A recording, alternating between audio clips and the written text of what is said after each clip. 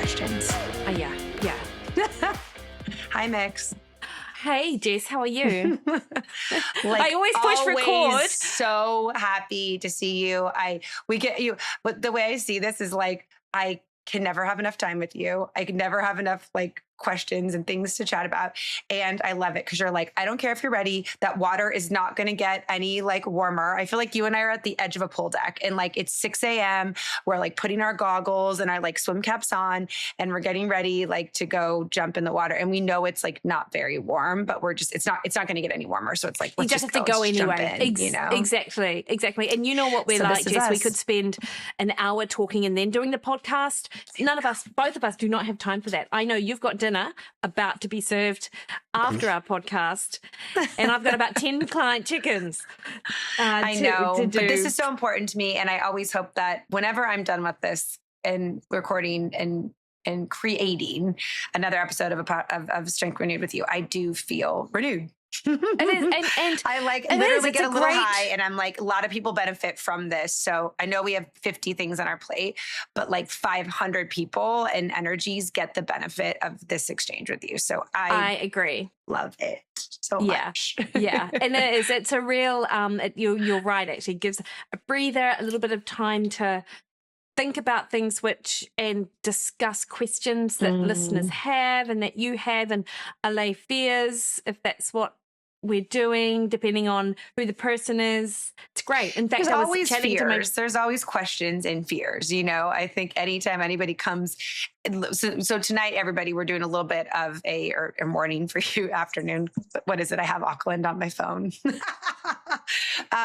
But it's there's anytime I think you do a Q&A, there is the question comes a little bit from unknown, and usually that unknown can sometimes be a little fearful. So I think one important piece of answering questions is just to kind of alleviate some of that fear. And I think when it comes to strength, when it comes to nutrition, which is just so broad and vast, there's a lot of information and there's a lot of questions and there's a little bit of fear. So that comes rooted in that, you know.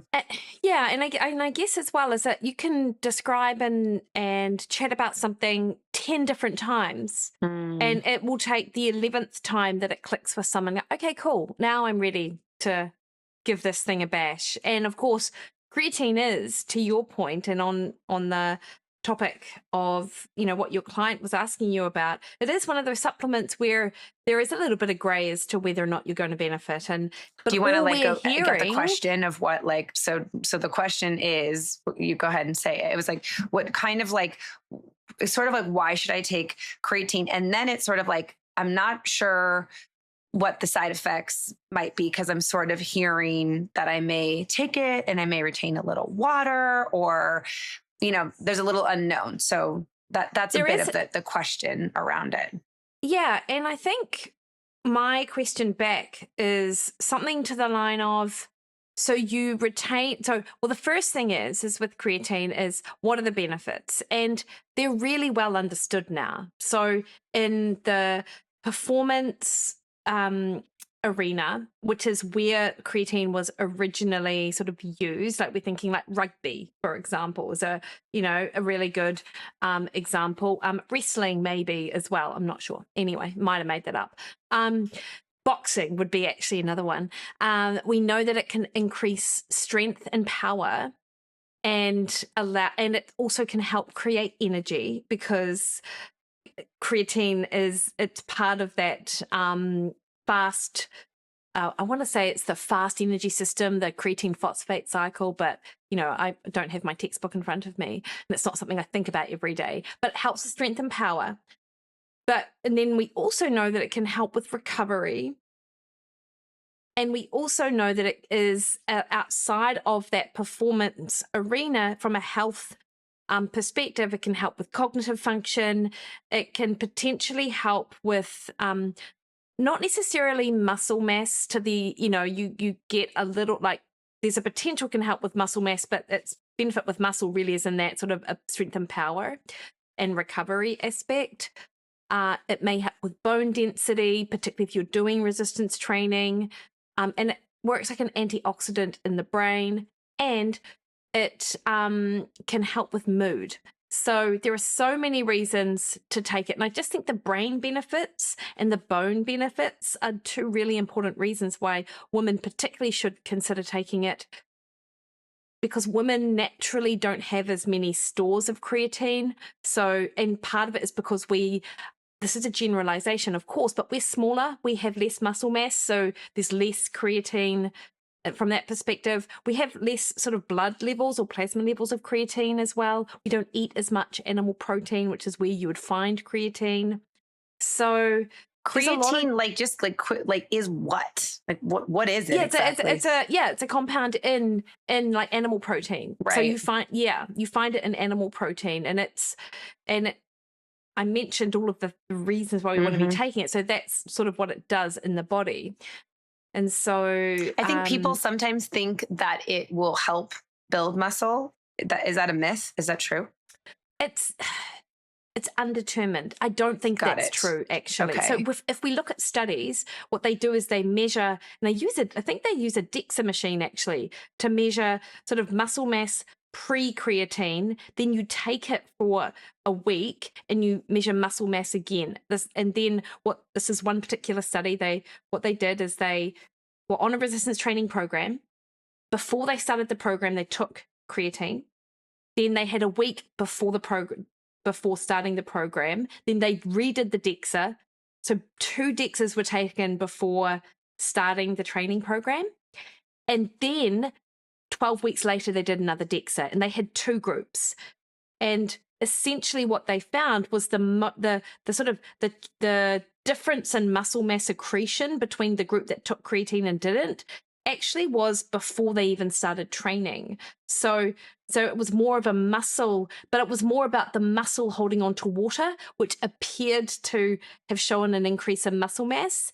Whereas when you then added resistance training to the mix, didn't make much difference to muscle mass. So if it makes any difference, it's really minuscule. But what it can do is help with bone density. And I think that's important, like from an aging perspective and an aging well perspective. So to your point, Jess, it could well be a myth that it helps build muscle mass.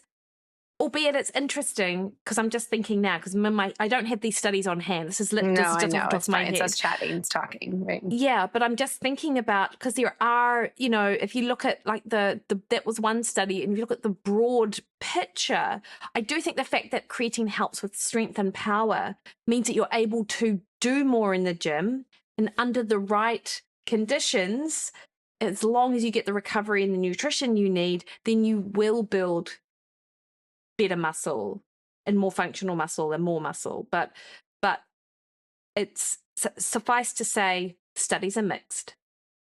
Yeah. Okay. As always. Still totally in the world of like supplements. I know you've said this before, but like when people are like, do I take it? Do I not take it? You're like, it's kind of ridiculous not to, because there's a lot of benefits that outweigh, not having it on board. So obviously cognitively and, bone protection and, the possibility of enhanced performance, right, in the gym and in your activities. And if there is, kind of the best way, if people do have like any kind of water retention concerns about it, then the easiest way to kind of figure that out is maybe just like cut the serving size in half and try it for 14 days, try it for a week, see how you feel. Right? Yeah. And I guess, and then also, so a couple of other things caveats, I guess, is that what we're looking for is saturation of muscle cells with creatine, and that takes time. So if you're cutting the dose, it's a longer time to saturation, but you will still get there. So don't worry about that.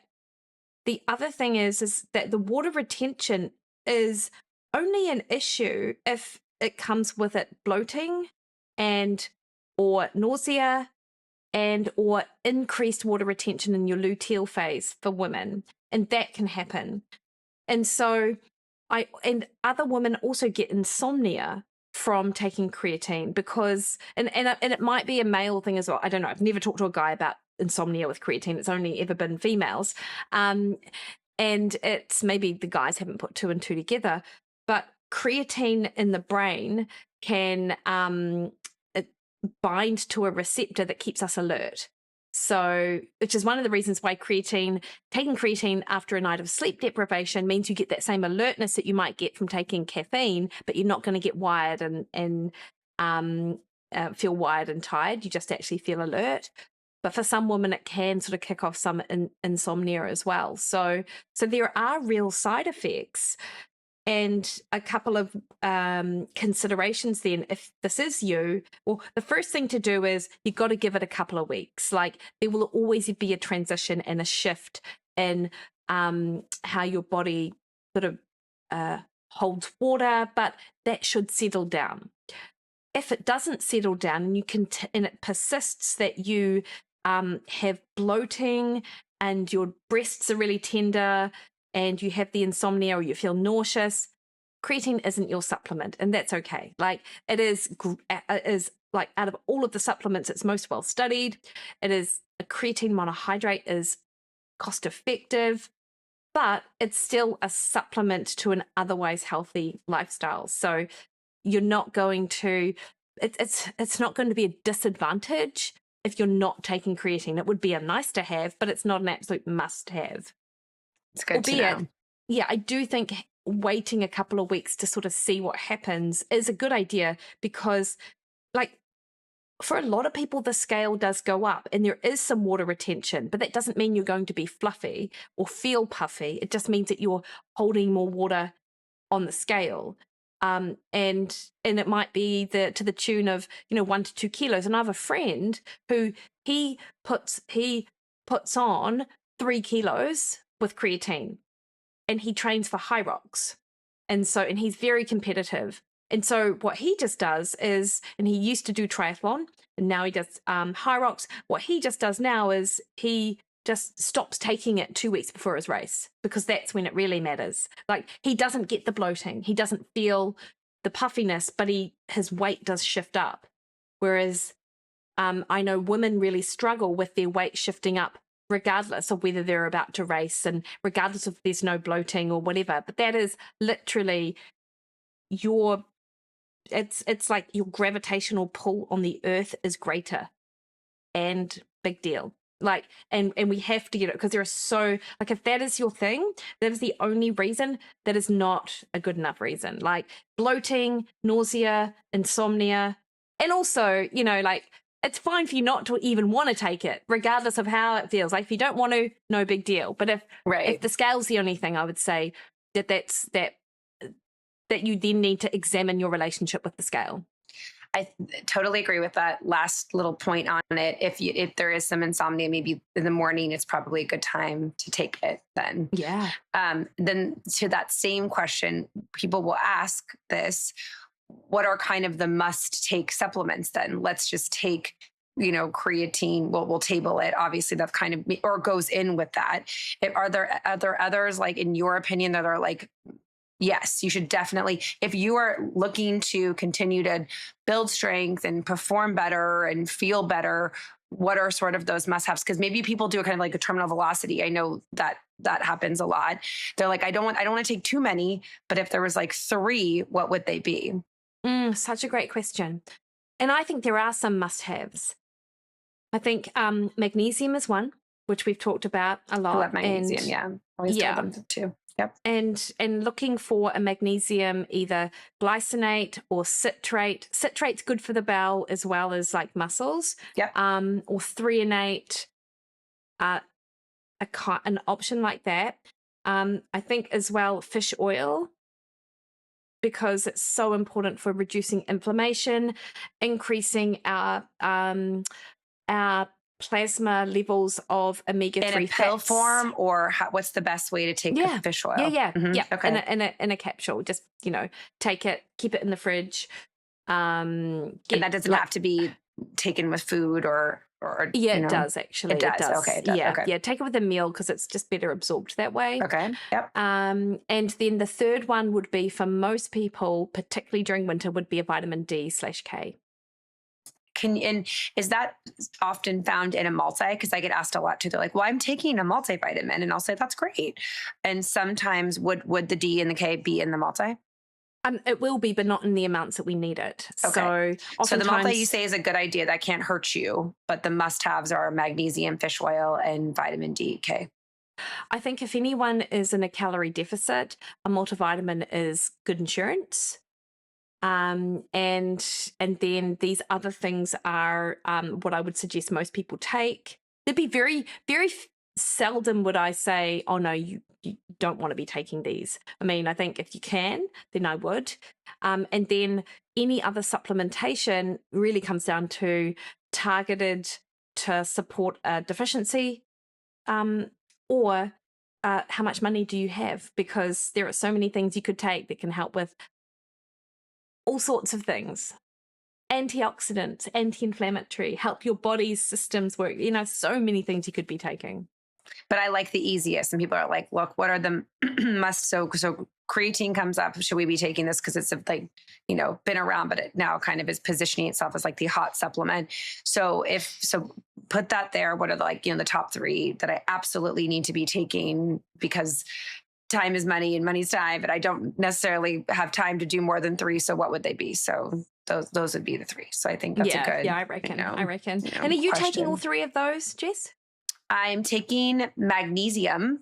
I take a multivitamin. Nice. And fish oil is just a good reminder. I love like fish oil is just kind of the magic potion. So Yeah. I will definitely, and perhaps we'll include on the show notes, the brand of fish oil, but that's just a really good reminder because I don't get enough fish in my diet. And so that's an easy thing to put in. And then, yes, I know about vitamin D and K, same thing, but I think I've just walked right past the flood of options. So probably also knowing the one, I mean, this is good too. These are questions from our audience, but they're also like, things that I'm like, that's a good question. I should look, I'll ask for that. Right. So this, this comes up regularly, but what I take regularly will now be, I'll add vitamin D and K, what was it? Vitamin D and K1? K2. And I got to say as well, like but those are separate. So vitamin D that's not yes, a married. Together. They are together. Okay. So you want them, do you want to take them together? This is so good. Okay. Yeah. So yeah, that's why I say D/K. Perfect. Okay. So vitamin D and K2. And I will say, like, I listened to people position themselves as gurus on social media, and one guru was, said, ask me anything, and she's not trained in nutrition. She's a new PhD, and she's like, someone said, do I need to take K with my vitamin D? And she's like, no, absolutely not. And I'm like, mate, you're an exercise physiologist. What do you actually know? And I said, actually, you do, because you need the K2 to help activate enzymes that help vitamin D do its job. So might as well take them all at once. And to your point, Jess, you're so right. Like, we have these conversations, and these are the things that I talk to people about. This is what you should do. But in other areas, I'm so the same. I'm like, there's so much that I could do. And there's but you can't be perfect as well. There's got to be, you've got to give yourself some grace. I mean, that's why I think it's just important to be like, if you here's some kind of things to debunk. And I think it's good that we did with creatine, because people ask this constantly, like, should I be taking it? Why don't you take it? And will I get, what are these kind of like puffy weird side effects around it? So I think we've at least kind of helped that. You'll be okay also if you don't take it. So, but here are the supplements that probably are your must-have takes, you know what I mean? That that have a very clean side effect profile, are fairly cost effective, and will net big rewards for your overall health. Fair? 100%. I think that's totally fair. Yeah. And with fish oil, keep it in the fridge.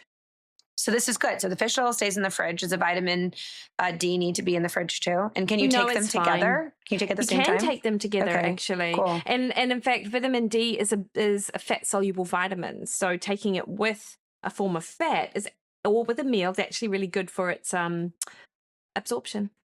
Well, I absolutely love that. I don't know if we have time for like 2 small additional questions. Yeah, okay. Do it. So one is this constant, like, how much protein do I actually need to have a day? And people hear, I mean, is it really my body weight? Is it 100 grams? I always answer with that's a big range. I always say kind of aim for 100, but where are you now? is my Yeah. first question. You know, what are you currently getting in now? So I usually say aim for 100, but if you're currently getting 20 or 30, let's talk about some ways in which you can kind of bulk it up and not have it be so overwhelming. So is that Yeah. about a sort of a fair way in which you might answer that question? Yeah. And then of course, I would probably add on, you know, if your goal is fat loss, you ideally, it would be, you know, at least 0.7 grams to a pound or 2 grams per kilo. Like that's where you would love it to be. But 100 is that sort of metabolic threshold, which I've tried to find in a research paper. I just heard Don Layman has said it several times, and I can't see a research paper that says that. But to his point, but absolutely, Jess, you're so right. You've got to start where you're at. Like to go from 40 grams of protein a day to 140, which might be more appropriate. Like your gut is going to seriously potentially struggle with that. So we need to be mindful of that for sure.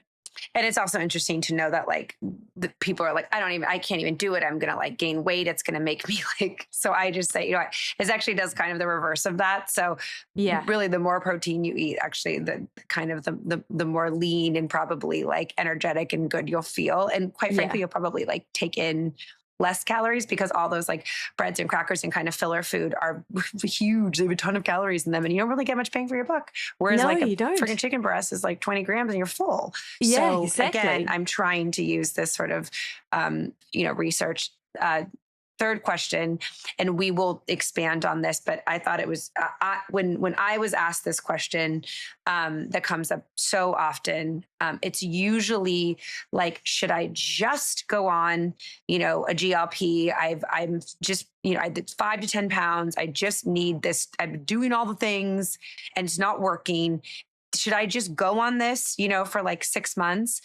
And it's such an interesting question because I like, and I listened to, I don't even know if you care for, do you like Dr. Mark Hyman? Like, what's your feeling about him? I don't know. Everybody's got kind of a different, I I know. mean, I sometimes I really like him. Sometimes I don't, you know, I know. I'm fairly neutral most of the time. Fair. He's kind of like one of those sort of like rock star. Like he kind of like sits back, you know what I mean? And kind of like his legs are kind of, you're like, okay. But his answer, he was on a podcast and it was like not just one focused on nutrition, but I thought his answer was really good. He was like, look, these GLPs have come out. They've been around. They certainly help this obesity epidemic, right? He's like, but I wish that people would understand that they're not really for the fat. I want to lose 5 to 10 pound person. You know what I mean? Like, and just so you know, if you're on them, there's a really good chance that when you go off them, the weight comes back on. So all of those habits that you may or may not have been putting into place, like still have to be put into place. And they also come with side effects. Like they're not free from them. So this is the question. I've done everything right. And I still have 5 to 10 pounds that I really want to lose. Should I just go on a GLP and lose the 5 to 10 pounds? And by the way, is that even a guarantee you're going to lose 5 to 10 pounds? I'm not sure, but. And you know, what is right? You know, like people say they do, whereas actually you just need to be patient. Like if you only have 5 to 10 pounds to lose, the rate at which you need to be losing that is 0.5 to 1% of your body weight. So for anyone in that situation, it's likely that their body weight is already quite close to where their ideal weight is. So we might be thinking, okay, you want to be losing, you know, 0.4 of a pound a week, and that person might not be happy with that, and they just need to be patient. And if someone's doing everything, if you only have 5 or 10 pounds to lose, and you're thinking GLP, I'm thinking you're not doing everything right. So I think you need to actually speak to someone who can look at that for you and let you know. And I don't. And I know that sounds harsh, but it's actually true. Like these medications are not for people who have 5 or 10 pounds to lose. And then what are you going to do once you lose them? What then? How much happier is this going to make you? Like what change? Like it isn't the elixir. It's not this one thing is not the magic bullet that will save you from yourself. Like it won't. So you have to find something else. It's very cringy to me because I really don't like that part of that peptide has been marketed to this particular person, this 5 to 10 pound person. I absolutely see the point to it. And clearly I'm glad that people are asking these questions and are coming to us, and it's like part of the dialogue, but it's completely, it's really misleading, because I don't think that you're doing that is talk about a side effect. You know what I mean? Like what you may or may not. And I just think it also like, and maybe I'm crazy, but doesn't it kind of like change the structure of the gut a little bit? Like, it's like you kind of take those, and doesn't it kind of like, can it potentially like change things inside of your body? Like that's otherwise. What's your feeling about that? I don't know the answer to that. But. Yeah, I don't know. I mean, obviously it suppresses your appetite, and that'll change the food going in. Anything that changes what's going in will change your gut. I don't know beyond that though. So you might know. I haven't heard much about the gut. Yeah. Obviously it slows down. Its mechanism of action is to slow digestion down. Correct. Yeah. That's how it works. This is what I've heard, right? It's slowing digestion down.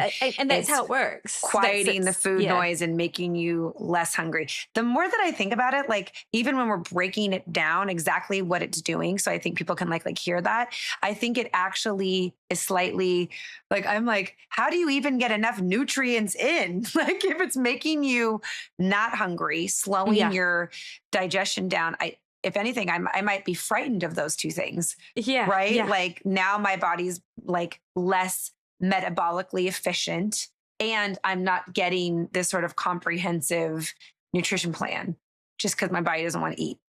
Yeah. I think it sounds, I don't know. So to me, when I talk about it, I just try to talk about things logically and answer people's questions logically, not in a super biased way, but just in a way that they have the information, just so when you do this, this is actually potentially what is going on structurally in the body. Yeah, 100%. Okay, so we covered protein, supplements, creatine, always the creatine, and always the never ending, probably don't want to take a GLP for a 5 to 10 pound weight loss. The more that we talk about that, amazing. There's a lot more to go there. What are you grateful for?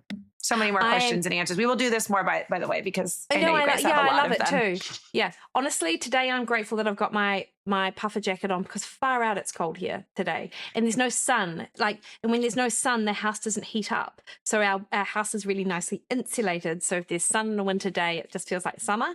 And now it just literally feels like winter, but that's fine. What are you grateful for? It's the opposite here. It is sun, and I've got a fan right here on the floor and a tank top and a lot of sun. I am grateful for you. I'm grateful for this. I love it. It's always really restorative. I'm also grateful to every time I think about how we can dissipate fear inside of the body. Fear stops us from making moves, frankly. So anytime we can kind of lessen that for people, myself included, I feel better. So I am grateful for that. Yay. Nice one, Jess. I'm excited for your trip. Dinner? I'll hear you. That's such a great question. I am doing sauteed chicken. So we've been doing that more lately, is just like, cooking more, because like all of you, I find it sometimes hard to get the protein in. But whenever I think about what we talked about last week, when I want to overeat chocolate, I am reminded that I'm hungry. Yeah. So typically it just meant that I probably underfueled, and that's why I want to eat all the chocolate. Sometimes I just like chocolate though too. So I've been cooking more chicken and taco meat and things like that. So we're having chicken, and I'm having some vegetables, and I might have, a couple bites of some pizza that they got, because it just sounds really good. So I might have a little bit of that. Chicken, vegetables, salad, off to the races. Amazing. Enjoy that, Jess. See you later.